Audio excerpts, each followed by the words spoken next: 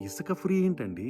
ఇసుక అనేది ఒక మినరల్ అండి. అది నేచర్ మనకిచ్చిద్ది. ఇసుక ఎక్కడ దొరకదు మనకి. ఈ రోజున మనం ఇక్కడ 100 టన్నులు ఇసుక ఇక్కడ తవ్వేసాము అంటే, ఈ 100 టన్నులు మళ్ళీ ఇక్కడ పోగవటానికి 6 నెలల నుంచి సంవత్సరం పట్టిద్ది. ఎందుకంటే మళ్ళీ వర్షాలు పడాలి, కాలువలు ఫ్లో అవ్వాలి, మళ్ళీ ఆ వర్షాలు కొండ ప్రాంతాల నుంచి మళ్ళీ ఆ వర్షాల్లోంచి ఇసుక కొట్టుకుంటా వస్తేనే ఇసుక మళ్ళీ ఫార్మ్ అయిద్ది. ఇసుక అనేది బంగారంతో సమానం. సో, ఇసుక ఫ్రీ అని ఆ పెద్దాయన అనటం ఏంటో, మనందరం దానికి ఆనందపడిపోవటం ఏంటో అంతా అల్లా మాలిక్ అండి.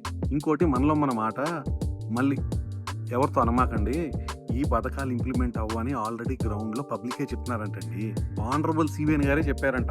ఖజానాలో మనీ లేవు. ఈ ఇంప్లిమెంట్ చేయడం చాలా కష్టం అని. సో, మన ప్రజలు కూడా అర్థం చేసుకున్నారు. సో, ఇదేనండి మన తెలుగు ఆంధ్రప్రదేశ్ ప్రజల్లో నాకు నచ్చేది ఇదేనండి. ఇది తెలవక పాత గవర్నమెంట్‌లో జగన్మోహన్ రెడ్డి గారు ఆ మేనిఫెస్టోని బైబులు, ఖురాను, భగవద్గీతలాగా నమ్మి కరోనా వచ్చి 2 సంవత్సరాలు ఆర్థికంగా రాష్ట్రం నలిగిపోయినా సరే ఫీజు రీయింబర్స్‌మెంట్ అని